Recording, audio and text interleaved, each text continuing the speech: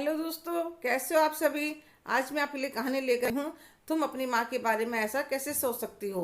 दोपहर का खाना खाकर मैं और मेरी बेटी आराम करने की सोच ही रहे थे, इतने में डोरबेल बजी। तो मैंने अपनी बेटी से कहा, रितु देखो तो जरा इस समय कौन आया है। तो वह दरवाज़ा खोलने चली गई। फिर आकर कहने लगी, मम्मी मेरी फ्रेंड प्रीति आई है, मैं अपने कमरे में जा रही हूँ। ठीक है बेटा, मैंने सोचा बच्चों के लिए शिकंजी बना देती हूँ।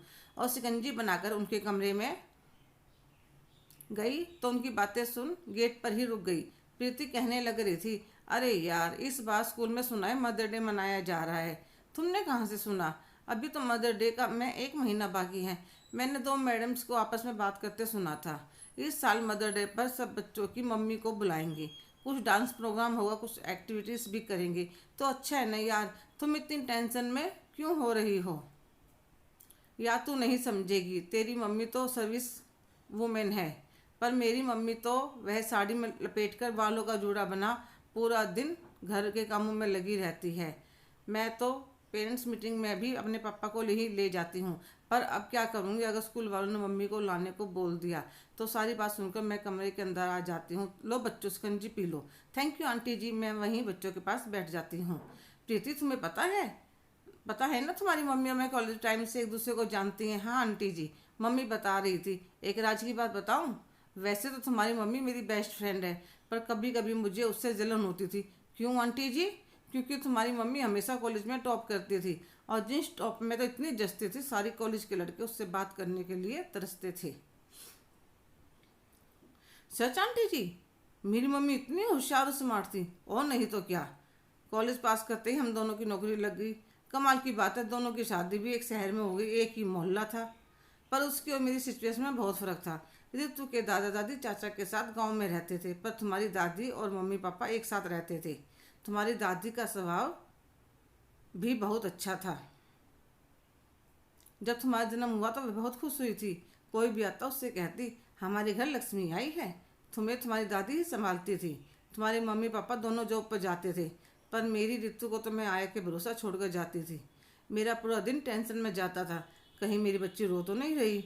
पर क्या करें, नौकरी करने की मजबूरी थी। अकेले इसके पापा की नौकरी से गुजारा नहीं हो पा रहा था, क्योंकि ऋतु के पापा को गांव में भी अपने मम्मी पापा के पास पैसे भेजने पड़ते थे खर्चा करने के लिए। प्रीति, जब तुम्हारा पहला जन्मदिन था, तुम्हारी दादी मम्मी दोनों रसोई में काम कर रही थी। तुम कमरे में सो रही थी। एकदम से तुम्हारे रोने की तेज आवाज़ आई। तुम्हारी मम्मी आटा गूंथ रही थी, तो तुम्हारी दादी तुम्हें लेने के लिए कमरे में जा रही थी। पता नहीं कैसे उनका पैर फिसल गया और उनकी रीढ़ की हड्डी टूट गई। वह बेचारी पूरे 5 साल बिस्तर से उठ नहीं सकी। तुम्हारी मम्मी ने तुम्हारे और तुम्हारी दादी की सेवा के लिए अपना करियर, सपने, अपनी उड़ान सब भूल गई। तुम्हें संभालने के साथ साथ तुम्हारी दादी की भी बहुत सेवा करी। दुनिया से जाते जाते हुए तुम्हारी मम्मी की झोली को आशीर्वाद और दुआओं से भर गई थी वे। ये तुम्हारी दादी का आशीर्वाद था। अचानक से तुम्हारे पापा को बहुत बड़ी कंपनी से ऑफर आया। इधर तुम्हारा छोटा भाई मन्नू दुनिया में आ गया।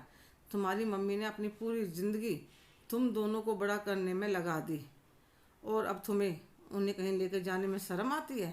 अरे ऋतु से पूछ, कितनी बार उसकी तबीयत खराब होती है, फिर भी मुझे इसको छोड़कर नौकरी पर जाना पड़ता है। अगर वह चाहती तो तुम लोगों को आया के भरोसे छोड़कर नौकरी कर सकती थी। तुम्हारी मम्मी ने एक माँ, पत्नी, बहू सबका फर्ज अच्छी तरह से निभाया है। अब तुम्हारी बारी है एक अच्छी बेटी बनने की।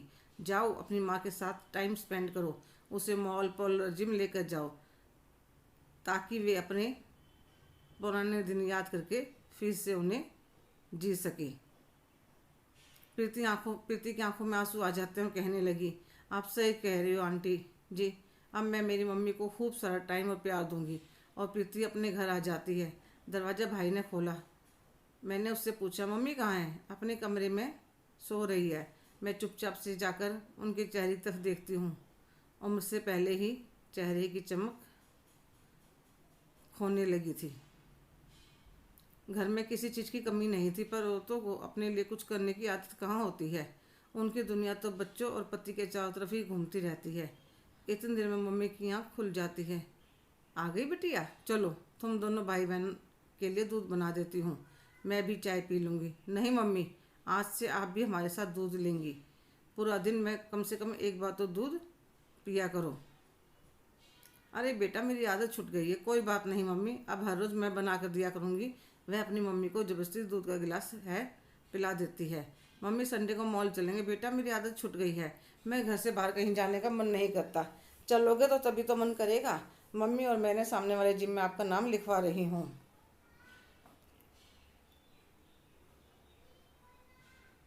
ताकि आप अपने ऊपर भी थोड़ा बहुत ध्यान दे सकें। और हर महीने आपको पार्लर भी जाना है। अरे प्रीति, अब क्या ज़रूरत है इन सब की?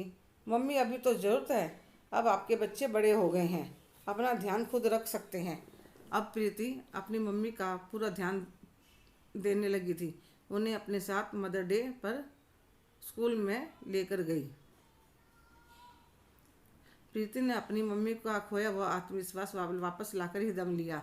अब वह अपने बारे में सोचने लगी थी। अब उन्हें नई ड्रेस पहनने का, घूमने जाने का मन करने लगा था। एक दिन प्रीति की पूरी फैमिली किसी तरह की शादी में जा रही थी, तो प्रीति की मम्मी ने वन पीस ड्रेस पहनी और हाई हील। जब वह तैयार होकर अपने कमरे से बाहर आई, प्रीति और उसका भाई उसके पापा देखते रह गए। प्रीति के पापा तो तारीफ करते नहीं थक रहे थे, तो प्रीति की मम्मी कहने लगी, यह सब मेरी बिटिया का कमाल है। यह उसने अपनी तरफ से अपनी माँ को मदर डे पर गिफ्ट दिया है।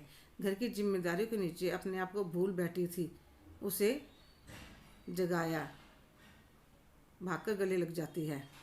हेलो दोस्तों, इस कहानी के बारे में आपकी क्या विचार हैं? एक हाउसवाइफ की ज़िंदगी बहुत सफ़र करती है।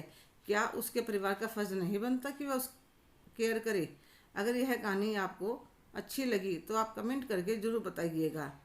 अगर आप मेरे चैनल पर नए हैं तो लाइक, शेयर, सब्सक्राइब करना ना भूलें।